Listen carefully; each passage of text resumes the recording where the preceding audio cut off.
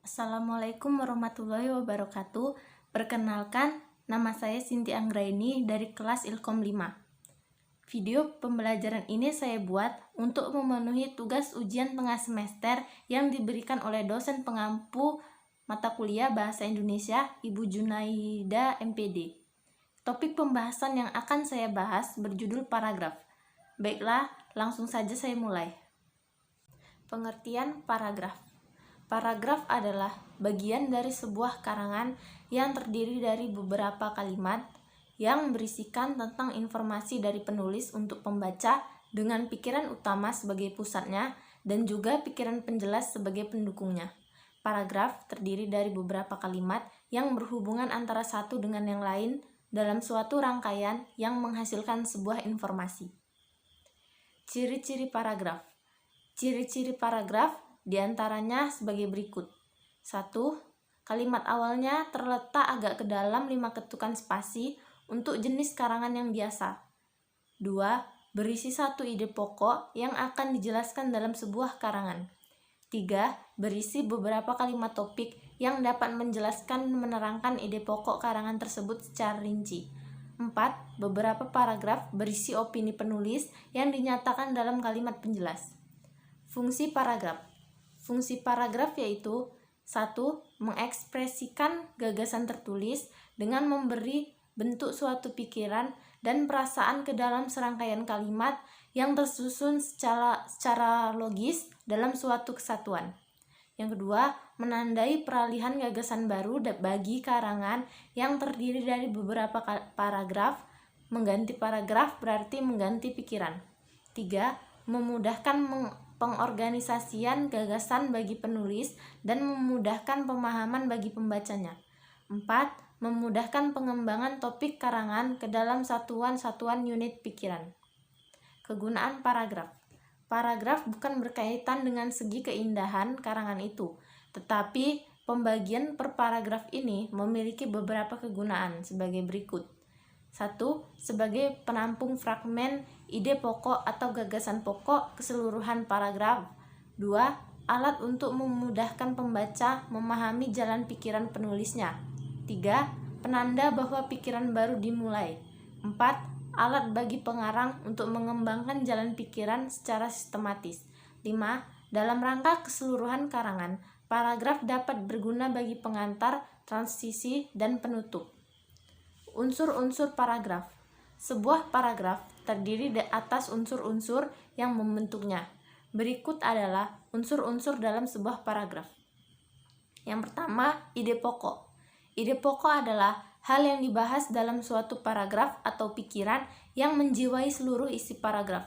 Umumnya, ide pokok tersurat dalam paragraf, tapi tak jarang pula dalam bentuk tersirat. Biasanya, ide pokok tersurat pada bagian awal, akhir, atau awal dan akhir paragraf. Kuncinya adalah hal yang dibahas atau dijelaskan dalam paragraf itu. 2. Kalimat utama. Kalimat utama ialah tempat di mana dituangkannya ide pokok suatu paragraf. Berdasarkan letaknya, kalimat utama terletak di awal paragraf, akhir paragraf, atau di awal dan akhir paragraf. Selain itu, ada juga paragraf yang tidak memuat kalimat utama, tapi hanya mempunyai ide pokok, yaitu paragraf yang ide pokoknya tersirat dalam seluruh paragraf.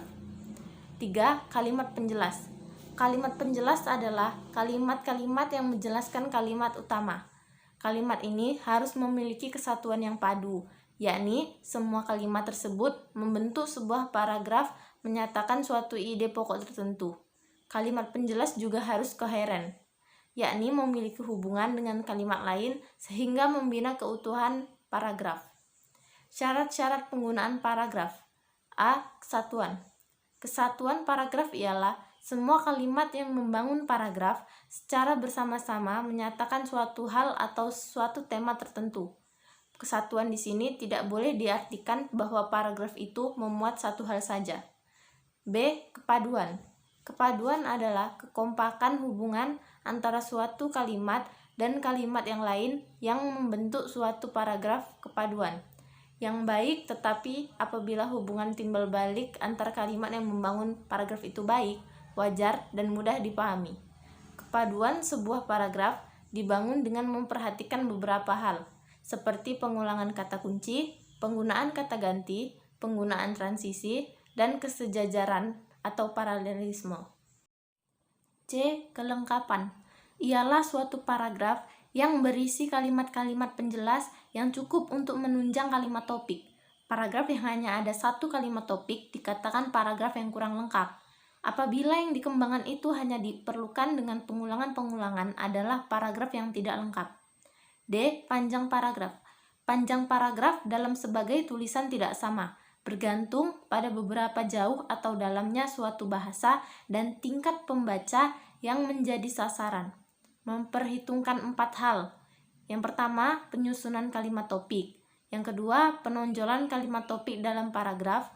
Yang ketiga, pengembangan detail-detail penjelas yang tepat. Dan yang keempat, penggunaan kata-kata transisi, frase, dan alat-alat lain di dalam paragraf. E. Pola susunan paragraf. Rangkaian pernyataan dalam paragraf harus disusun menurut pola yang benar. Pernyataan yang satu disusun oleh pernyataan yang lain dengan wajar dan bersetalian secara logis. Dengan cara itu, pembaca diajak oleh penulis untuk memahami paragraf sebagai satu kesatuan gagasan yang bulat. Pola susunannya bermacam-macam dan yang sering diterapkan dalam tulisan ilmiah. Jenis-jenis paragraf. Jenis-jenis paragraf dibagi menjadi 4 bagian, yaitu berdasarkan jenisnya, berdasarkan tujuan, berdasarkan letak kalimat utama, dan berdasarkan isi. 1. Jenis-jenis paragraf berdasarkan jenisnya. Yang pertama, paragraf narasi.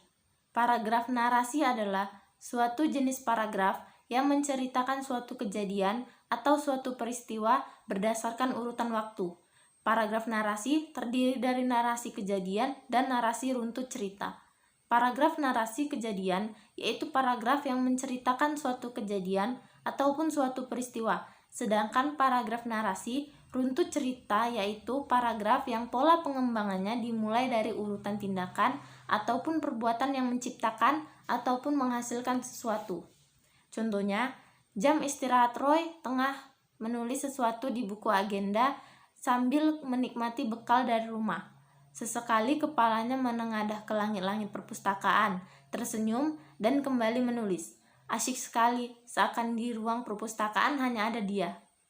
Yang kedua, paragraf deskripsi. Paragraf deskripsi adalah paragraf yang isinya merupakan penggambaran dari suatu keadaan atau peristiwa menggunakan kata-kata sehingga pembacanya seolah-olah ikut merasakan, melihat, dan juga mengalami langsung kejadian atau keadaan tersebut. Contoh, gadis itu menatap Doni dengan seksama. Hati Doni semakin gencar memuji gadis yang mempesona di hadapannya. Ya, karena memang gadis di depannya itu sangat cantik. Rambutnya hitam, lurus hingga melewati garis pinggang. Matanya bersinar lembut dan begitu dalam, memberikan pijar mengesankan yang misterius. Ditambah kulitnya yang bersih, dagu lancip yang menawan, serta bibir berbelah, dia sungguh tampak sempurna. Yang ketiga, paragraf eksposisi. Paragraf eksposisi adalah suatu paragraf yang bertujuan untuk memaparkan, menyampaikan informasi, mengajarkan, menjelaskan dan juga menerangkan suatu topik kepada yang membacanya dengan tujuan untuk memberikan informasi sehingga memperluas pengetahuan si pembaca. Contoh, para pedagang daging sapi di pasar-pasar tradisional mengeluhkan dampak-dampak pemberitaan mengenai impor daging ilegal. Sebab hampir seminggu terakhir mereka kehilangan pembeli sampai 70%.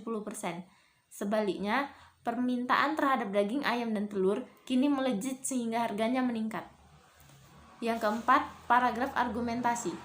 Paragraf argumentasi adalah suatu jenis paragraf yang mengungkapkan ide, gagasan, ataupun pendapat penulis dengan disertai bukti dan juga fakta. Tujuannya yaitu supaya si pembaca yakin bahwa ide, gagasan, dan pendapat tersebut adalah benar adanya dan terbukti. Contohnya, sebagian anak Indonesia belum dapat menikmati kebahagiaan masa kecilnya. Pernyataan demikian pernah dikemukakan oleh seorang pakar psikologi pendidikan Soekarton, bahwa anak-anak kecil di bawah umur 15 tahun sudah banyak yang dilibatkan untuk mencari nafkah oleh orang tuanya. Hal ini dapat dilihat masih banyaknya anak kecil yang mengamen atau mengemis di perempatan jalan atau mengais kotak sampah di TPA. Kemudian hasilnya diserahkan kepada orang tuanya untuk menopang kehidupan keluarga. Lebih-lebih sejak negeri kita menjadi krisis moneter.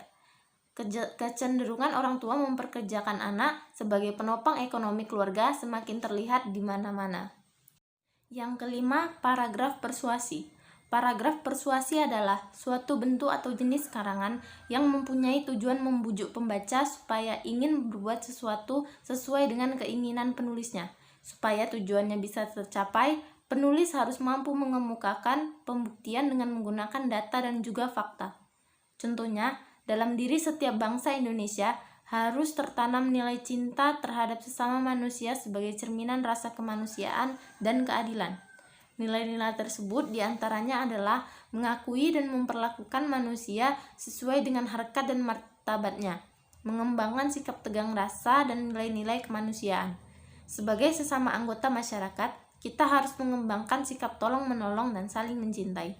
Dengan demikian, kehidupan bermasyarakat dipenuhi oleh suasana kemanusiaan dan saling mencintai.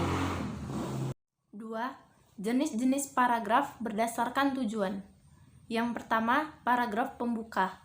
Paragraf pembuka biasanya memiliki sifat ringkas, menarik, dan bertugas menyiapkan pikiran pembaca kepada masalah yang akan diuraikan. Contohnya, pemilu baru saja usai. Sebagian orang, terutama caleg yang sudah pasti jadi, merasa bersyukur karena pemilu berjalan lancar seperti yang diharapkan. Namun, tidak demikian yang dirasakan oleh para caleg yang gagal memperoleh kursi di parlemen. Mereka mengalami stres berat hingga tak bisa tidur dan tidak mau makan. Yang kedua, paragraf penghubung. Paragraf penghubung berisi inti masalah yang hendak disampaikan kepada pembaca. Secara fisik, paragraf ini lebih panjang daripada paragraf pembuka. Sifat paragraf-paragraf penghubung bergantung pola dari jenis karangannya. Dalam karangan-karangan yang bersifat deskriptif, naratif, eksposisi, paragraf-paragraf itu harus disusun berdasarkan suatu perkembangan yang logis. Bila uraian itu mengandung pertentangan pendapat, maka beberapa paragraf disiapkan sebagai dasar atau landasan untuk kemudian melangkah kepada paragraf-paragraf yang menekankan pendapat pengarang. Contoh, meskipun begitu, jangan lupa bahwa bersahabat dengan internet terdapat aturan yang sebaiknya kita patuhi. Jika tidak mengetahui aturan bermainnya, berteman dengan internet dapat merugikan. Tentunya, kita pernah mendengar dari TV atau koran terdapat penculikan anak. Kemudian, orang tuanya diminta memberikan sejumlah tebusan berupa uang jika ingin anaknya dikembalikan. Ternyata, setelah diselidiki, kasus penculikan tersebut bermula dari kegemaran anak terhadap internet seperti chatting. Anak tersebut tanpa sadar memberikan identitas atau data-data pribadi miliknya kepada orang yang ia ajak chatting, padahal orang tersebut merupakan penjahat yang sedang menyamar menjadi anak-anak. Hal tersebut sangat mungkin mengingat chatting tidak bisa melihat teman yang diajak berbincang secara nyata alias maya. Yang ketiga, paragraf penutup. Paragraf penutup biasanya berisi simpulan atau penegasan kembali mengenai hal-hal yang dianggap penting. Contoh, paragraf penutup. Demikian proposal yang kami buat. Semoga usaha kafe yang kami dirikan mendapat ridho dari Tuhan Yang Maha Esa serta bermanfaat bagi sesama. Atas segala perhatiannya, kami ucapkan terima kasih. 3. Jenis-jenis paragraf berdasarkan letak kalimat utama. Yang pertama, paragraf deduktif. Paragraf deduktif merupakan paragraf yang kalimat utamanya terletak di awal paragraf, dan untuk kalimat penjelasnya diletakkan setelah kalimat utama. Contoh paragraf deduktif. Kemauannya sulit untuk diikuti. Dalam rapat sebelumnya, sudah diputuskan bahwa dana itu harus disimpan dulu. Para peserta sudah menyepakati hal itu. Akan tetapi, hari ini ia memaksa menggunakannya untuk membuka usaha baru. Yang kedua, paragraf induktif. Merupakan paragraf yang kalimat utamanya terletak di akhir paragraf, dan kalimat penjelasnya terletak sebelum kalimat utamanya. Contoh paragraf induktif, semua orang menyadari bahwa bahasa merupakan sarana pengembangan budaya. Tanpa bahasa, sendi-sendi kehidupan akan lemah. komunikasi tidak lancar, informasi tersendat-sendat. Memang bahasa merupakan alat komunikasi yang penting, efektif, dan efisien. Yang ketiga, paragraf campuran. Merupakan paragraf yang kalimat utamanya terletak di awal dan di akhir paragraf, sedangkan kalimat penjelasnya berada di tengah-tengah paragraf. Contoh paragraf campuran, dalam kehidupan sehari-hari, manusia tak dapat dilepaskan dari komunikasi. Kegiatan apapun yang dilakukan manusia pasti menggunakan sarana komunikasi, baik sarana komunikasi yang sederhana maupun yang modern. Kebudayaan peradaban manusia tidak akan bisa maju seperti sekarang ini tanpa adanya sarana komunikasi. 4. Jenis-jenis paragraf berdasarkan isi. Yang pertama, paragraf proses. Paragraf proses ditandai dengan tidak terdapatnya kalimat utama dan pikiran utamanya tersirat dalam kalimat-kalimat penjelas yang memaparkan urutan suatu kejadian atau proses meliputi waktu, ruang, klimaks, dan anti-klimaks.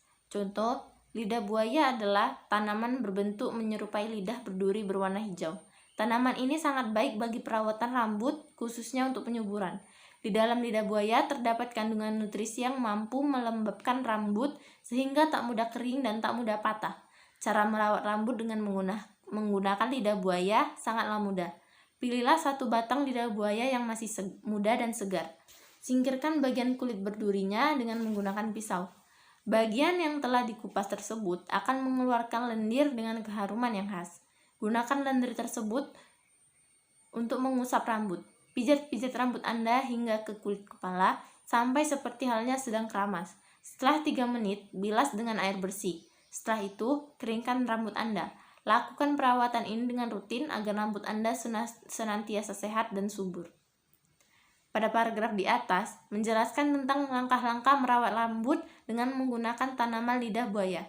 Paragraf tersebut memuat prosesi dan petunjuk yang dijelaskan secara rinci, dengan tahapan proses yang sistematis dan berurutan. Yang kedua, paragraf efektif. Paragraf efektif adalah paragraf yang memenuhi ciri paragraf yang baik. Paragrafnya terdiri atas satu pikiran utama dan lebih dari satu pikiran penjelas.